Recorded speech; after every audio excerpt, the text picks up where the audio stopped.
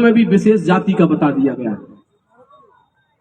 अगर बाबा साहब एससी के नेता होते, दलितों के नेता होते, तो बताइए बाबा साहब ने संविधान में आरक्षण के लिए 3 आर्टिकल लिखे हैं, आर्टिकल 340, आर्टिकल 341 और आर्टिकल 342।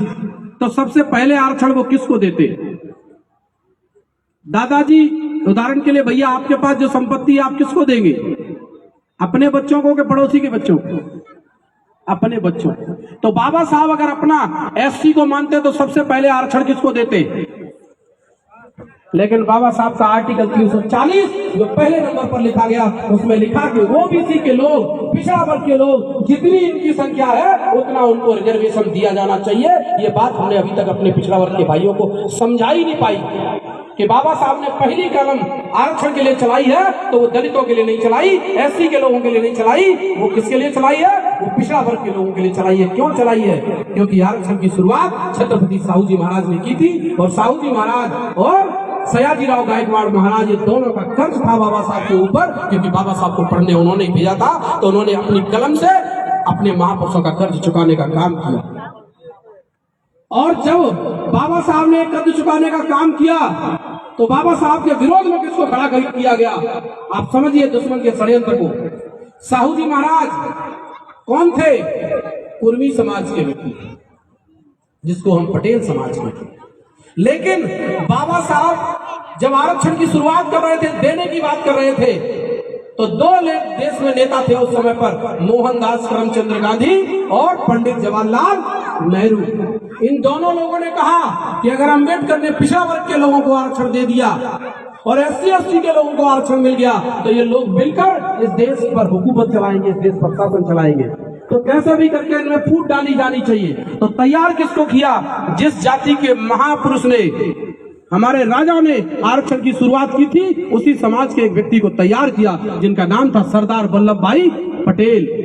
और उनको तैयार किया कि आरक्षण देकर ये अम्बेडकर तुम्हारी जाति को नीची जाति बनाना चाहता है, तुम अछूत हो जाओगे, इसलिए तुम आरक्षण का विरोध करो। और सरदार पटेल जी ने मोहनदास करमचंद गांधी और पंडित जवाहरलाल नेहरू के कहने पर पिछड़ा वर्ग के लोगों से आरक्षण का विरोध करवाया।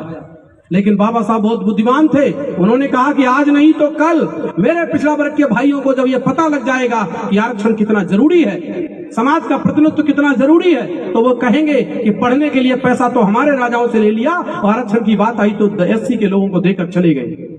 तो बाबा साहब ने आर्टिकल 340 में लिखा कि आज नहीं तो कल जब मेरे पिछड़ा वर्ग के भाई जाग जाएं, तब जितनी इनकी संख्या है उतना इनको आरक्षण दिया जाना चाहिए। इतने विरोध के बाद भी उन्होंने संविधान में ये बात डाल दी। और बाबा साहब 341 में एससी के लिए आरक्षण लिखे और 342 में एसटी के लिए आरक्षण लिखे, और बाबा साहब इस दुनिया से चले गए। क्या बाबा साहब के जीते जी ओबीसी का आरक्षण लागू हो पाया था? नहीं हो पाया। तो दूसरा मसीहा पैदा हुआ। बाप के ऊपर कर्जा हो और बेटे को पता चल जाए तो लायक बेटा वो होता है जो बाप का कर्ज चुकाता है, और नालायक वो कहता है कि बाप ने कर्ज लिया, हमने थोड़ी लिया। बाप की संपत्ति ले लेगा लेकिन कर्ज चुकाने का प्रयास नहीं करता है। तो बाबा साहब का दूसरा नाम, नारा किसके लिए लगता था? बाबा साहब का दूसरा नाम कांशीराम। जोर से आनी चाहिए आवाज। बाबा साहब का दूसरा नाम कांशीराम। तो बाबा साहब का कर्ज क्या था कि ओबीसी के लोगों को वो आरक्षण देना चाहते थे, लेकिन वो अपने जीते जी नहीं दे पाए। इस बात को समझा मान्यवर साहब कांशीराम ने, और जब समझा तो सबसे पहले एससी के लोगों को इकट्ठा किया, और इकट्ठा करने के बाद आंदोलन कौन सा चलाया कि मंडल कमीशन लागू करो वरना कुर्सी खाली करो। ये होती है मूवमेंट की समझ। कांशीराम कौन है? कांशीराम साहब अनुसूचित जाति के रविदासिया चमार है, और आंदोलन किसके लिए चला रहे हैं? पिछड़ा वर्ग के लोगों के लिए। क्यों? क्योंकि इस देश का पिछड़ा वर्ग, अनुसूचित जाति, जनजाति और धार्मिक अल्पसंख्यक लोग, ये कोई अलग नहीं है। अब तो डीएनए से साबित हो गया है कि ये लोग एक देश, इस देश के मूल्यवासी है, एक माता पिता की संतान है, ये अलग अलग नहीं है, ये सब इस देश के मूल्यवासी है। तो कांशीराम जी ने आंदोलन चलाया पूरे देश में कि मंडल कमीशन लागू करो वरना कुर्सी खाली करो। जब उन्होंने ये आंदोलन चलाया, 600 सभाएं की पूरे देश में कि जिससे क्या मिल जाए, पिछड़ा वर्ग के भाइयों को भी बराबरी का मौका। कितना मौका? 100 में से 50 कलेक्टर ओबीसी के होने चाहिए, 100 में से 50 डॉक्टर ओबीसी के होने चाहिए, 100 में से 50 एसपी ओबीसी के होने चाहिए। ये बात कांसीराम साहब ने लोगों को समझाई। हमारे लोगों ने कहा कि साहब ये पिछड़ा वर्ग की लड़ाई पिछड़ा वर्ग के लोग क्यों नहीं लड़ते? वो कहते हैं कि अभी मेरे पिछड़ा वर्ग के भाई जागरूक नहीं है। आप जागरूक हो गए हो तो आपको अपने भाइयों की लड़ाई लड़नी होगी। तो एससी के लोगों ने और कुछ जागरूक ओबीसी के लोगों ने ये लड़ाई पूरे देश में लड़ी तो क्या हुआ, जब ये रैली पंजाब में पहुंची तो वहां पर हमारे इस ऐसी ही सभा में कुछ ऊताताई लोगों ने, कुछ उद्दंड लोगों ने पथराव कर दिया और गोली चल गई। 4 लोग मारे जाते हैं। आपको आश्चर्य होगा जानकर, वो 4 लोग जो मरते हैं वो चारों मरने वाले एससी के व्यक्ति होते हैं, चमार जाति के होते हैं। जबकि आरक्षण किसको मिलना है? मंडल कमीशन से आरक्षण किसको मिलना है? ओबीसी के भाइयों को। तो ये बात कौन समझाने जाएगा कि ओबीसी के भाइयों की लड़ाई एससी के लोगों ने मिलकर लड़ी है। और फिर जब दिल्ली तक आंदोलन पहुंचता है तो कांसीराम जी ने नारा लगवाया कि ताऊ पूरा तौलेगा और लाल किले से बोलेगा। तो उनको डर लग गया बीपी सिंह को कि कांसीराम मेरी सरकार गिरा देंगे, इसलिए उन्होंने मंडल कमीशन लागू कर दिया और पिछड़ा वर्ग के लोगों को 52% आरक्षण मिलना चाहिए था, लेकिन वो 27% मिला। क्यों मिला 27%? क्योंकि जिन लोगों को जाना चाहिए था मंडल कमीशन के आंदोलन में, वो सारे लोग कहां चले गए? दूसरा एक आंदोलन चलवाया। और वो किसने चलवाया? लाल कृष्ण आडवाणी ने और अटल बिहारी वाजपेयी ने। बड़ा गौर से समझना, पहले आरक्षण का विरोध किसने करवाया? मोहनदास करमचंद गांधी ने और पंडित जवाहरलाल नेहरू ने। किसके माध्यम से? सरदार पटेल जी के माध्यम से। पटेल जी कौन है? वो हमारे पुरखे हैं, लेकिन आ गए उनकी बातों और विरोध कर दिया तो नहीं मिल पाया। फिर किससे करवाया दोबारा? दोनों लोग समझ गए कि हमारे कहने से ये लोग ओबीसी के लोग आरक्षण का विरोध नहीं करेंगे, हमको ओबीसी के लोगों से ही विरोध करवाना पड़ेगा। तो 2 लोगों को तैयार किया, एक कल्याण सिंह लोधी जी को और एक उमा भारती जी को मध्य प्रदेश से।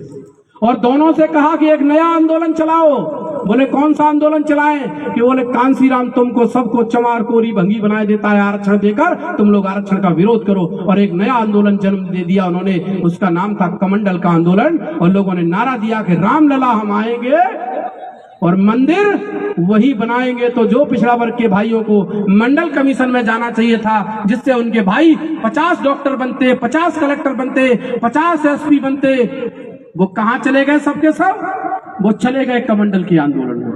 लेकिन कांसीराम साहब का आंदोलन फिर भी बहुत मजबूत था।